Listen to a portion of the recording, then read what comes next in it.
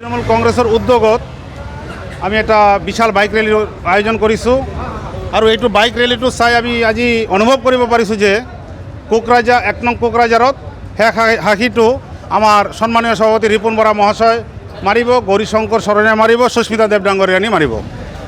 টাপুৰৰ পৰা আৰম্ভ হৈ আমি ৰোড মেপটো দি দিছোঁ, লাষ্টত গোসাইগাঁৱত আমি এইটো ষ্টপ কৰি দিম। শিমুল টাপু হৈ শ্ৰীৰামপুৰ সান্তাল কলনী, তাৰপিছত আমাৰ হাৰাপোটা, ভাওৰা, ভমৰাবিল, বুঢ়ীচাটাম এইবিলাক হৈ আমাৰটো মুভমেণ্ট কৰিব। 200 বাইক কৰিছে, 200 বহুত চাইডৰ পৰা আহিছে, কিন্তু আমি 200টো ৰাখিছোঁ। বহুত মানুহ মানে 100-150 মানুহ এনেই আহি গৈছে, নিজাববীয়াকৈ আহি গৈছে, কিন্তু আমি যিটো আমাৰ যিটো ছিষ্টেম আছে, গভৰ্ণমেণ্টৰ পৰা যিটো পাৰ্মিশ্যন আছে, সেই অনুযায়ী আমি 200 কৰিছোঁ, বাকীটো আমি এলাউ কৰা নাই। সিহঁতে যদি নিজাববীয়াকৈ আমাৰ লগত যায়, আমাৰ কোনো আপত্তি নাই। एक्सिलेन्ट एकाडेमि बागानफारायाव 10 थाखोनि मुं थिसननाया सोलिगासिनो दं। गोसो गुदुं फरायसा फरायसुलिफ्रा गुन गोनां सोलोंथाइ मोननो थाखाय एक्सिलेन्ट एकाडेमि बागानफारायाव मुं थिसननो हागोन।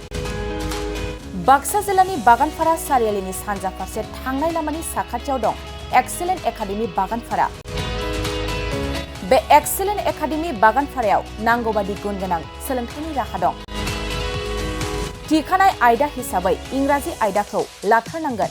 बेजों लोगोसे एसामिस, बड', हिन्दी, नेपाली, अल्टारनेटिभ इंलिश सायख'नानै लानो हागोन आरो पलिटिकल साइन्स, एडुकेशन, एडभान्स एसामिस, एडभान्स बड', लजिक एन्ड फिलसफी, इकनमिक्स, जिअ'ग्राफी, एन्थ्रपलजि बायदि आयदाखौ सायख'नानै लानो हागोन। लोगोसे आलादायै बेसेन होनाङै कम्पिउटार क्लास लानो मोनगोन। एक्सिलेन्ट एकाडेमि बागानफारायाव experience and qualified teachers, best education with adorable fees, education with modern technology. The admission fees charge would be considered for below poverty line and brilliant students. Hostel facilities for boys and girls बायदि। थांनाय 2022 मायथाइयाव फोसावजानाय Assam higher secondary जोबथा आनजादनि फिथाइयाव बे excellent academy बागानफारानिफ्रायनो Anamika Brahma मुंनि सासे फरायसुलिया 92% लानानै अल आसाम साबजेक्ट टपार जानो हादोंमोन। लोगोसे बोहैथि बोसोर 2024 मायथाइनि थाखाय एक्सिलेन्ट एकाडेमि बागानफारायाव गोसो गुदुं फरायसाफ्रा मुं थिसननो थाखाय फरायसालियाव फैनानै फर्मखौ लांफैनो हासिगोन आरो मुं थिसननो हासिगोन। गुवारै मिथिसारनो थाखाय 9954505027 8011337530 नाम्बारनि गेजेरजों फोनांजाब खालामनो हागोन।